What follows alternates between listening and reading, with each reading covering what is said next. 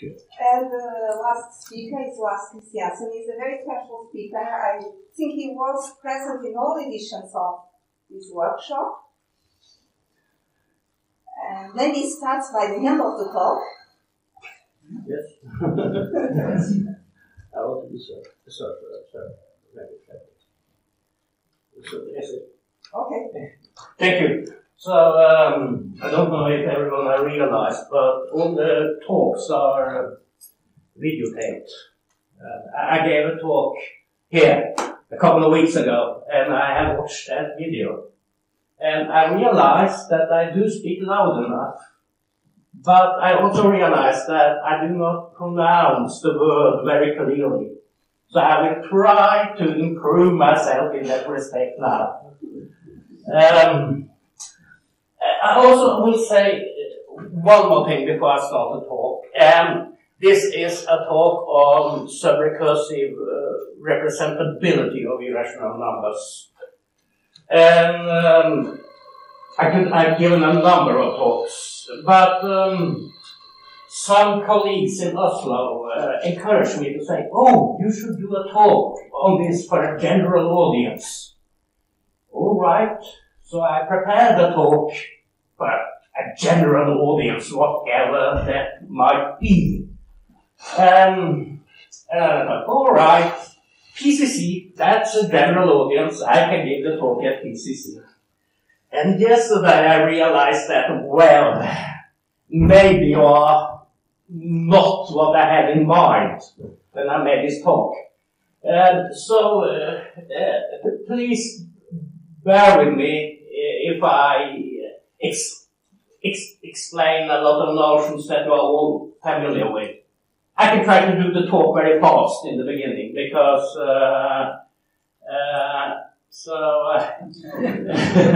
I start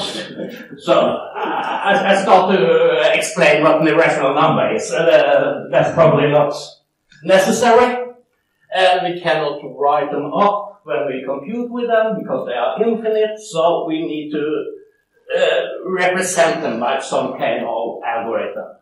And where is this thing?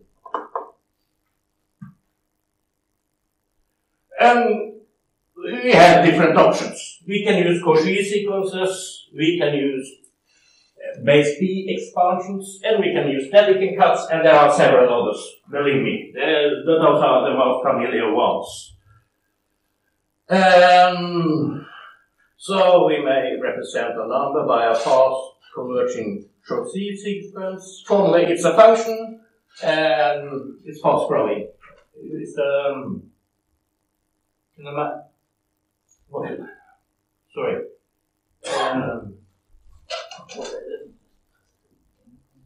Can I have a red, the red dot? The red dot is that, thank you. So, we know how fast they converge.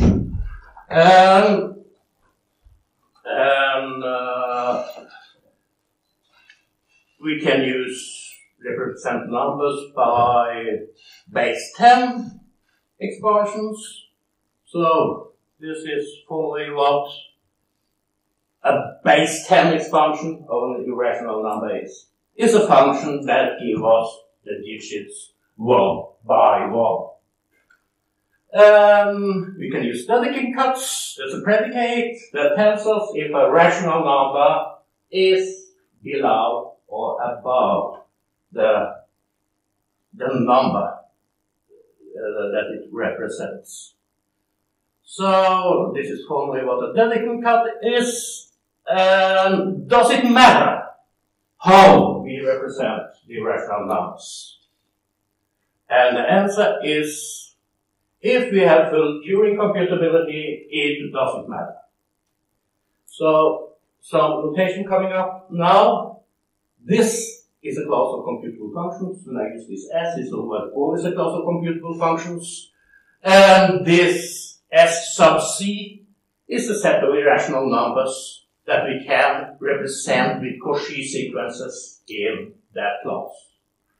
Similarly, S sub B is the set of irrationals that we can represent by base B expansion in that class class, and similarly for Dedekind cut S sub D.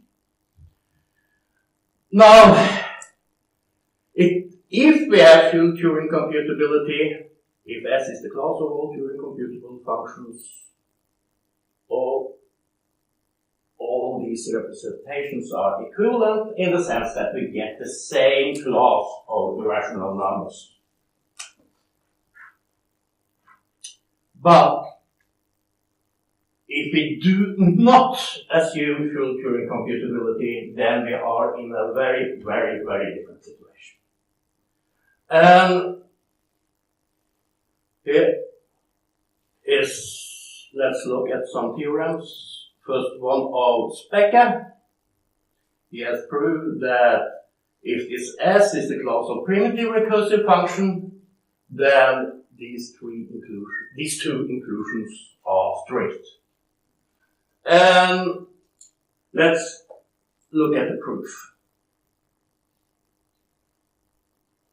The proof of, first we prove this inclusion, and we are not proving that it's a strict inclusion now. So the idea is that assume that you have determined an initial part of the base 10 expansion, then you can use the Dedekind cut to search for the next digit. The Dedekind cut will tell you that this rational number is below and this rational number is above, and then you know that the next digit is 5. So if we have excess, or if the Dedekind cut for an irrational number is primitive recursive, so is the base 10 expansion. The proof that the primitive recursive, that what we can do, or the numbers we can represent by a primitive recursive base 10 expansion is included in the primitive recursive Cauchy sequences, is very easy. If we have access to a base 10 expansion, just note that then this will be a Cauchy sequence for the number. So you just chop it up. So we also have this inclusion. Now we want to prove that these two inclusions are strict. And this is how Specker argues. The Dedekind cuts are the class of primitive recursive Dedekind cut is obviously closed under multiplication with natural numbers. So is the irrationals we can represent by Cauchy sequences. And then Specker proves that this class of irrational numbers is not closed under multiplication with natural numbers. So thus we have these strict inclusions, because this class cannot be equal to the superclass or the subclass. So Specker constructs a rational number with this property, and this is how we do it. This is his argument. Now this is a theorem of Mostovsky. If S is the class of primitive recursive function, then we have this implication. So I have to explain this notation. So prime of A is the set of prime factors of the number A. And if we have this inclusion, if the prime factors of A, or if every prime factor of A is a prime factor of B, then we have this inclusion. The converse inclusion is stated posed as an open problem in the same paper. Is this the case?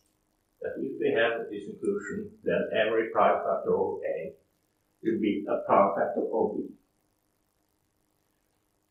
Now, this is my theorem.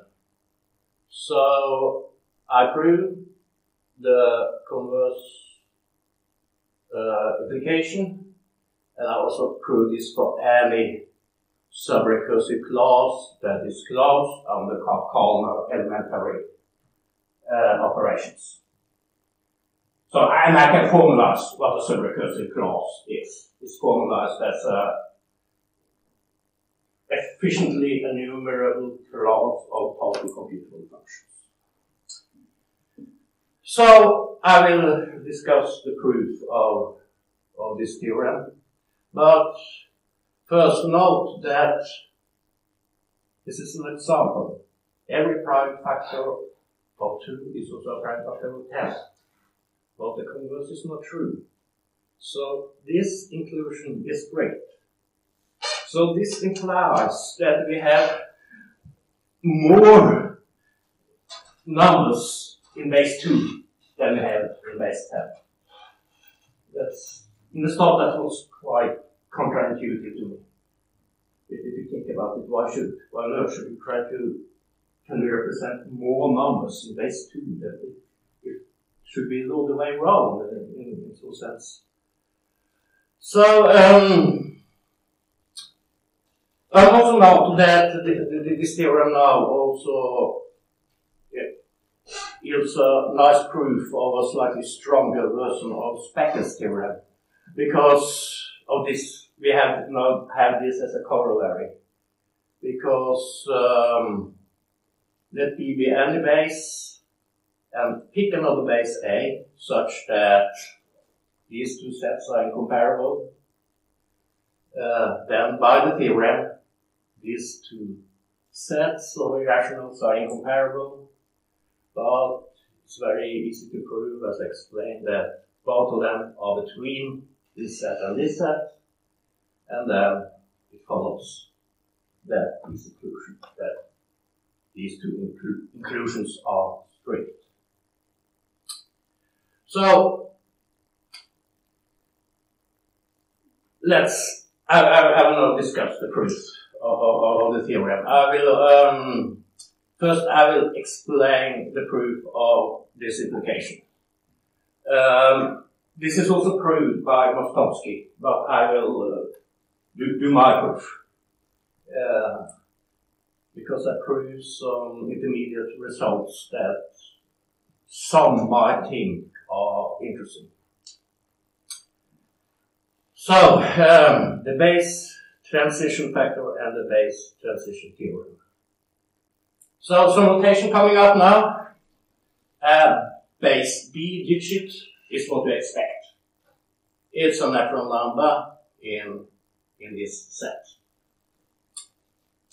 And then I introduce this notation, where these guys after the periods are base b digits.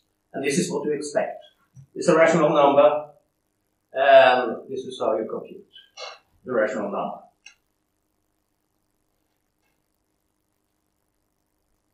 And here's some similar notation. You see here, this sequence of digits is finite. But this sequence of digits is infinite.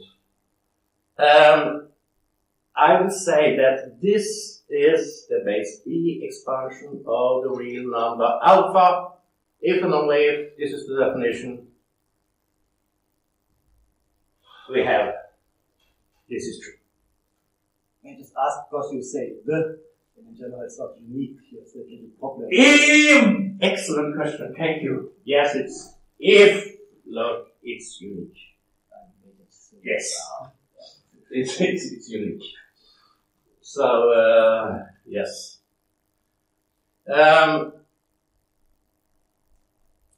So, here's an example, alright. So, you see how it works.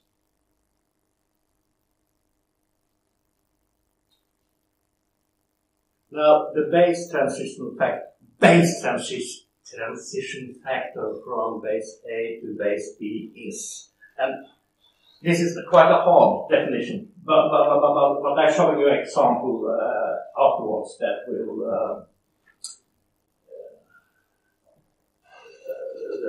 will make you understand the definition. But the base transition factor from base A to base B is the least natural number k such that for any n greater than 1 and any base sequence of base A digits, there exists a sequence of base B digits, and it's n here is k times n here, such that we have this equality. I think it's easier to just see an example. The base transition factor from base 16 to base 10 is 4. So you see, if we need 2 digits in base 16 to write up a rational, we need 2 times 4 digits in base 10 to write up the same rational. So it's 1, 2, 3, 4, 5, 6, 7, 8. So you see here, well, here I could actually made it with 7, but I can always do it with 8. So it's 1 digit I can do 2. So every base 16 representation of this form of a rational can be converted to a base 10 representation of this form.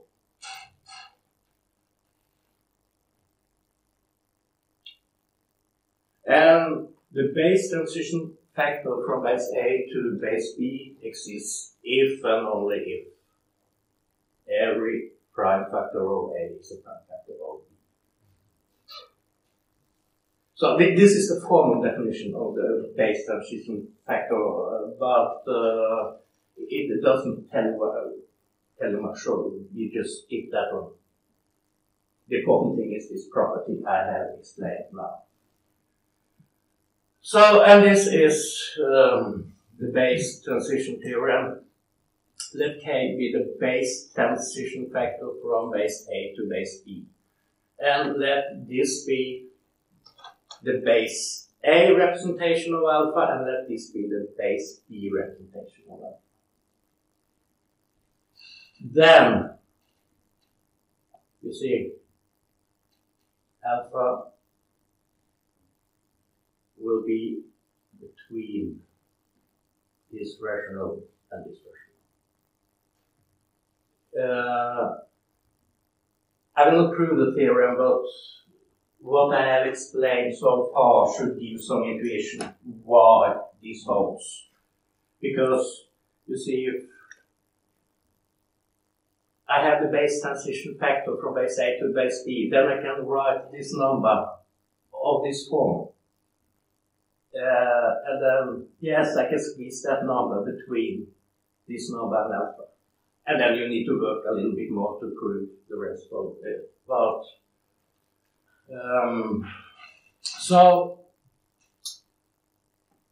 let this be the base B expansion of alpha. And let K be the base transition factor from A to B. Then, the base transition theorem tells us that the nth digit of the base A expansion of alpha is the same as the nth digit of the base A expansion of this rational. That follows from the base transition theorem. So, if the base transition factor from base A to base A exists, then we can easily convert irrational numbers from base B to base A. How do we do that? Well, we can find the nth digit of the base A expansion of alpha by the following procedure. We compute this rational number. There's a number in base B. And then by the base transition theorem, the nth digit of the base A expansion of this rational is the entity of the base A expansion of alpha.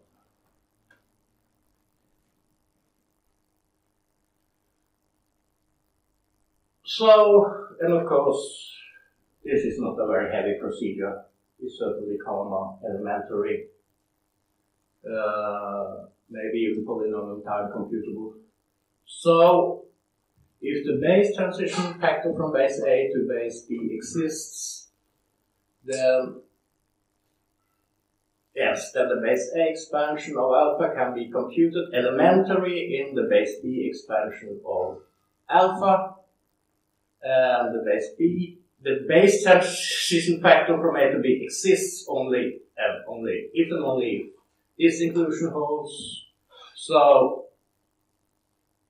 then we have the left-to-right implication of the theorem. Now, it's the converse implication that is hard to prove. I will now sketch the idea behind the proof. I will not do the proof in details, but so this is what I want to prove, that if we have this inclusion, then we have these inclusions. So we prove the contrapositive statement, so we assume that there is a prime factor of A that is not a prime factor of B, and we need to prove that this is true. So I will now explain how we can construct an irrational number such that the number has an easy or a base B expansion in a subrecursive class, but do not have a base A expansion in that class. It will be easier to follow if I use 10 for A and 2 for B. So I will do this on the blackboard. So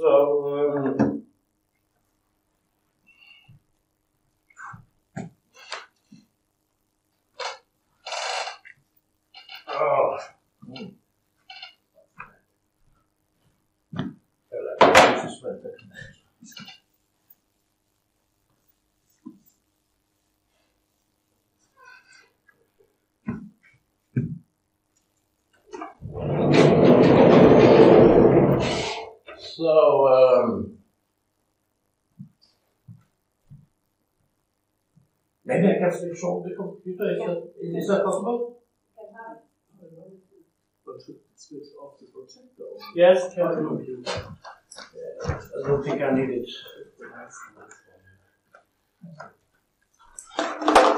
So I will just try to explain the idea how we can. So I will explain it. I have a sort of competition here. One person is me, are going to compete against infinitely many persons. And I have decided that this person should be monks for some reason. And there is not one, not two, not three, but there are infinitely many of these monks. And each monk is going to write up an irrational number. They can use how much time they prefer. The only rule is that sooner or later they have to write something. So, of course, these monks are algorithms. They are total algorithms. But it's a enumeration of a huge can be any huge subrecursive class. So,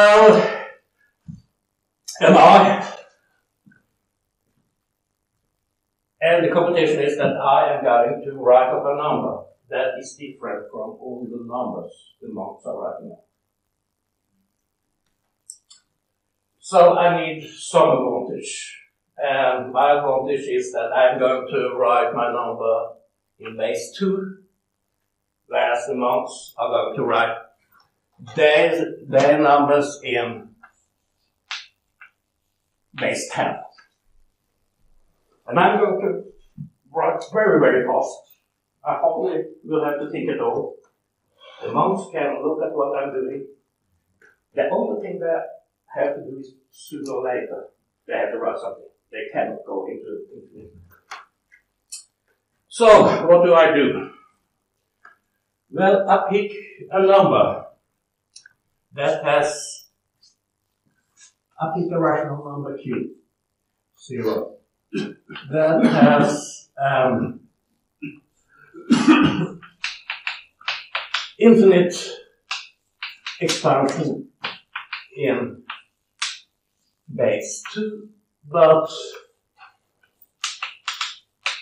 a finite one in base 10. So,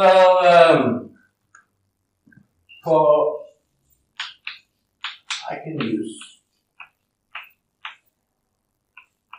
this number. And in base 2, this is this number. And I just start to write.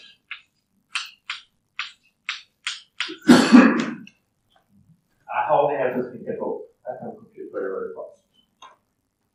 After a while, sooner or later, the first monk had to write something. And at the moment, he writes something, well, let's say the number is between 0 and 1.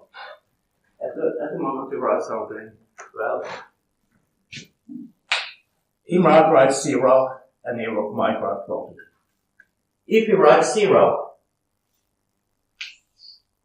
I know that the number this monk is going to write down is less than 1 over 10. So what do I do? Well, I add some ones, and then I'm writing a number that is greater than that number the first one is. On the other hand, if he writes something else than 0, let's say 7, I know that he is writing a number that is bigger than 1 over 10, and I write some numbers here. Now the number I'm writing up will definitely be different from the number the first monk is writing.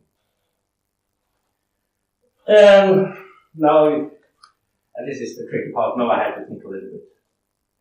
Because I have to modify this number now. I have, and this requires a proof of course, but I take this, what I have written up so far, this part, in base 2, and I add or subtract some epsilon as some small number, such that I get another number that in the start looks like this one, but still has an infinite expansion in base 2 and a finite one in base 10.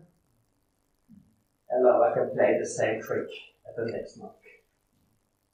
So it's a bit of hand-waving here, but you find all the details in the paper. So this is the proof, yes.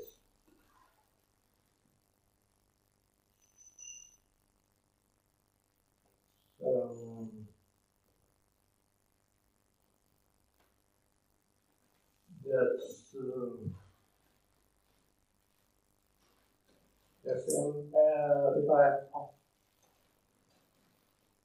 I have something more, but I think it's 4 o'clock and everyone is tired, so I think it's all right.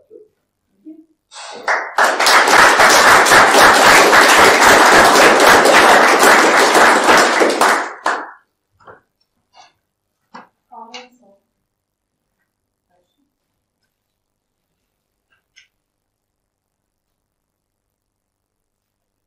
Just comes to my mind. So it's kind of the first thought is it's kind of interesting that one normally think that it has an infinite part. It's a kind of a disadvantage because it's infinite, but you use it as an advantage because it gives you this permanent space for variation, so that you never can be pinned down. That's a very good that's what surprised me at the start. I was very confused in the start because it's not what you expect really.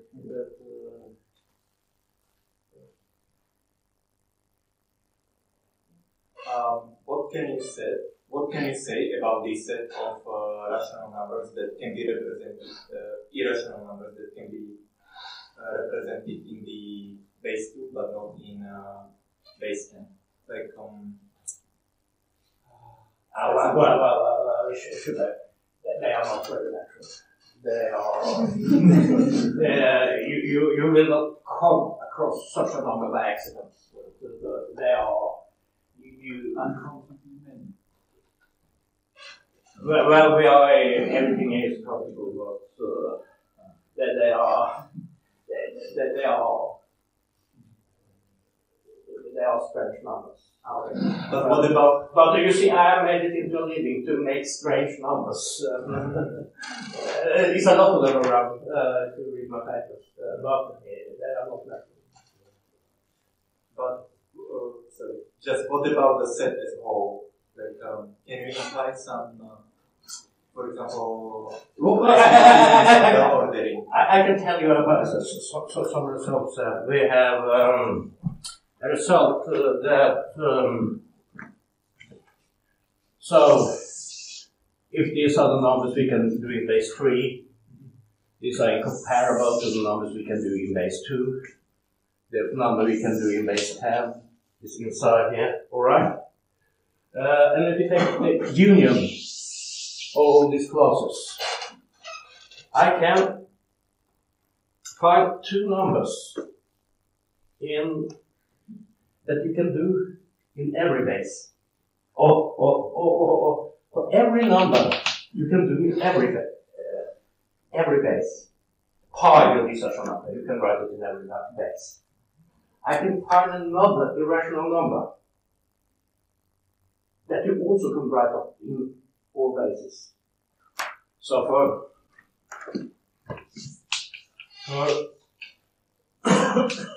all A, I can find a beta. And these numbers you can write in all bases. Such that alpha plus beta, this number you cannot write in any base. You can just do the Cauchy sequence.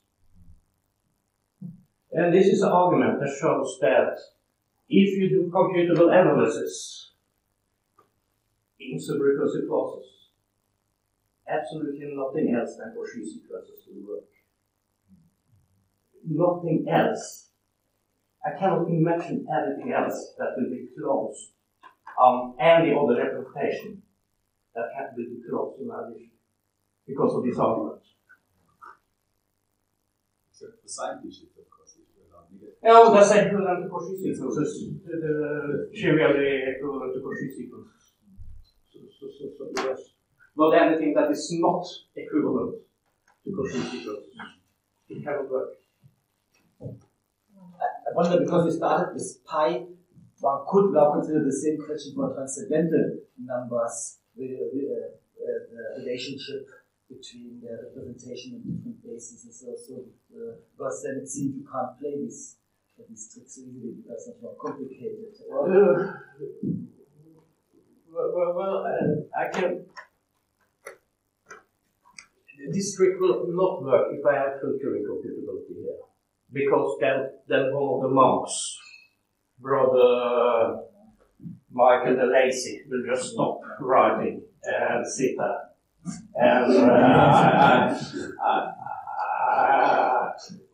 But as long as this is these monks belong to a subrecursive class, I can play this trick. And then we write down every number that has a Cauchy sequence in that class.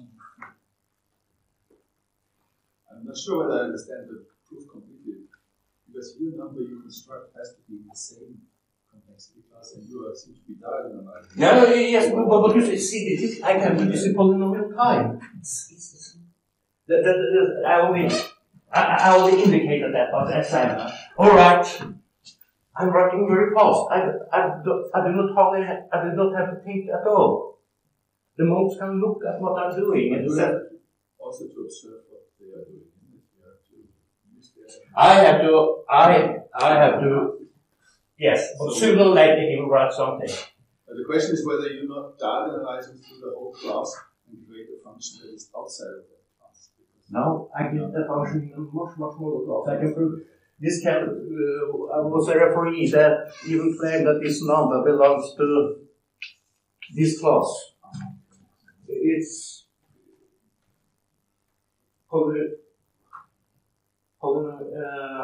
but it's certainly called more elementary, whereas this might be all algorithms probably totally piano arithmetic or something. Like a pattern technique. Yes, I just wait. I just wait. While waiting, While you wait, you write. While I wait, the work is easy. It's not right boring. Okay, let's take Lars again.